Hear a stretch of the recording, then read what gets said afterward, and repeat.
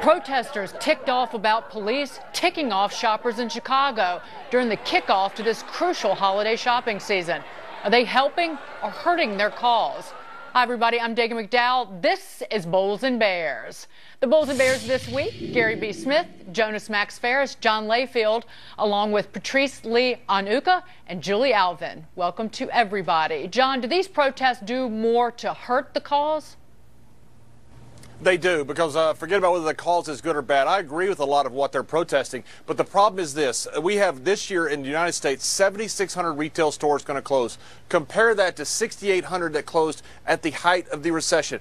You're protesting these retail stores in Chicago, and Chicago's tax base has been eroded. All you're going to do is drive people to buy more stuff online or to not shop. The problem you have in Chicago right now, specifically with the police department, with social services, is politicians. That's who you should be protesting. You have $62 billion in unfunded pension and debt obligations into the city of Chicago. Only 33 cents out of every dollar promised by these politicians who knew they couldn't pay for it is funded right now. And to go out there and to hurt retail, you're hurting your own city by doing this. And yes, I think the cause is lost. Patrice, do these protests help or hurt their cause because they do have the attention and they do get in front of television cameras?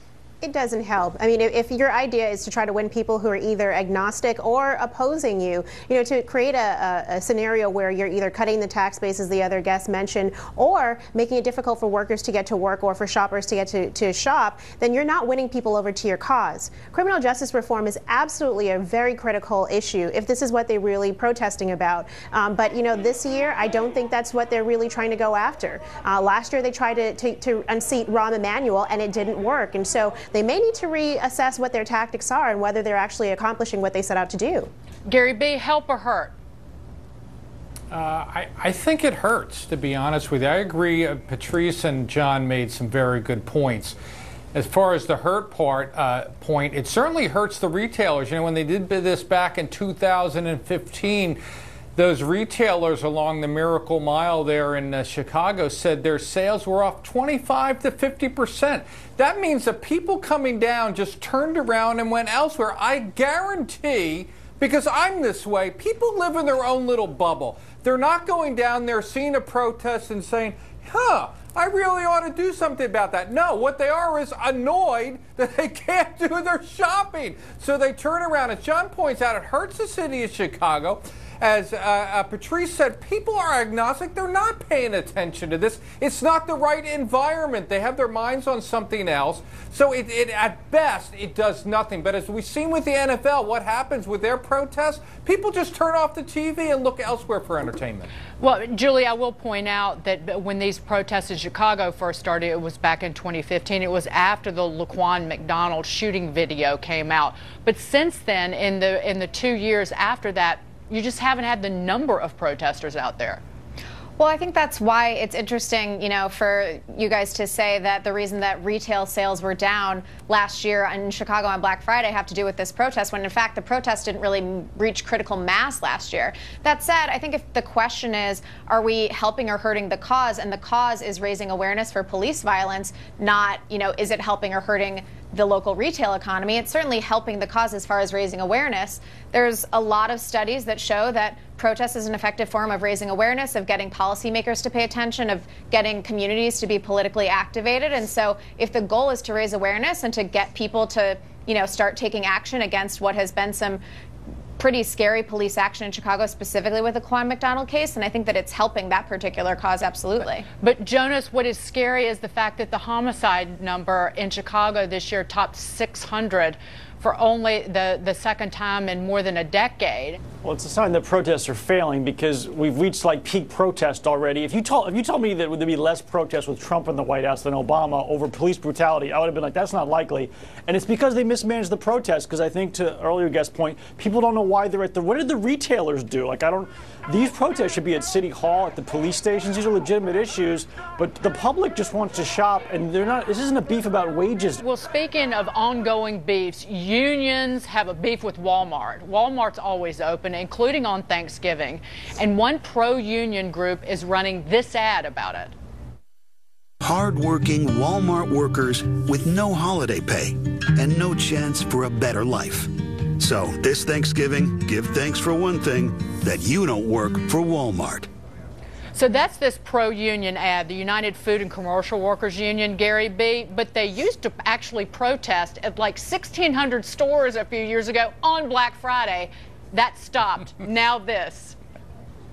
Well, exactly. Now, here's the funny thing. You know, you would think that the Walmart workers themselves would be just disgusted with their pay, unhappy with Walmart. That union you're talking about, the UFCW, couldn't even get Walmarters to participate. The people participating in the protests are non-Walmart workers and other union members. They bust in.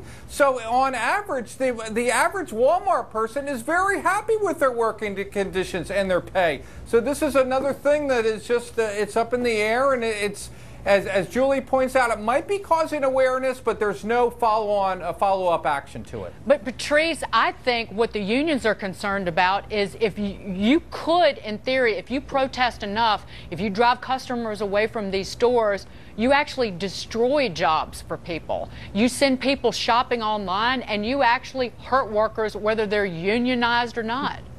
Well, and that's the unintended consequence of of what they're trying to do. I mean, I know someone who worked for Walmart, was an immigrant, new to this country, and worked his way up, built skills, and was able to move beyond just that Walmart job. And I think that's the story that gets lost when you have these unions that are hitting an easy target, which is Walmart, and talking about people not being able to spend time with their families. Perhaps they've already known what their schedule is and made alternative scheduling with their family. So, you know, this is just the unions trying to stay relevant and trying to grow their ranks, which have been increasingly shrinking. Right, and John, you do, at Walmart, if you work on a holiday, you earn a day of paid vacation. And when I worked in the hospitality business, among other jobs that I've had, you know what? You had to work on holidays. It's just a fact. Yeah, it is just a fact, and a lot of people are very thankful to have a job. And look, Walmart has done more for lower skilled pay than unions have. Walmart's the one that did away with the minimum wage, and Target felt compelled to follow suit.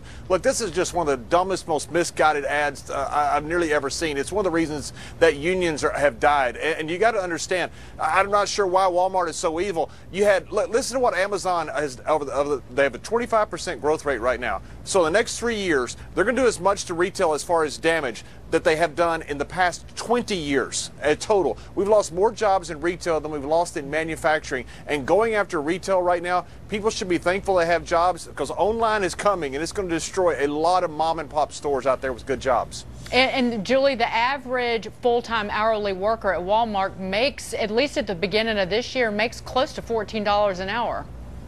Well, I think one thing that's interesting is to say, going back to the initial point that was made that they couldn't get Walmart employees to participate in these protests, a lot of that is because they feared that they would face punitive action. You know, there have been a lot of charges against Walmart for paying women less than men, for mistreating pregnant employees, for having sick leave and disability leave policies that are bordering on illegal. So to say that Walmart is treating its employees really, really well, I think that is certainly questionable. 75% of the store managers started out as hourly employees, and they moved up to making between $50,000 and $170,000 a year. So they wouldn't have stayed with Walmart if they were treated poorly. And in fact, they have really improved their health insurance, for example, in recent years. Jonas, I'm giving you the final word. I think the mistake here is, again, there's a legitimate issue here of workers being sort of dead-end and income inequality, and yet the illusion here is that somehow, like, the Amazon workers on Thanksgiving are at the spa and no one's working there. You know, those jobs are also pretty hard and don't pay that much and don't always have upside. And just focusing on the visible worker disenfranchisement in the sense of, oh, the problem's solved, we shut down Walmart. It's like when we moved, like, kid labor to, like, abroad, the problem didn't go away. We just don't have it in America anymore, so the problem's over. Workers are treated well. So, again, I think they made a mistake. Thanks, guys and gals. Cavuto on Business, about 20 minutes from now. Neil, what have you got? Hey, Megan, headed to a state with lower taxes, you may want to hold off on the U-Haul, what some Democrats are considering to keep you from moving. And guess which generation is back to buying homes? The answer will have everyone smiling. We'll see you soon. Thank you, Neil.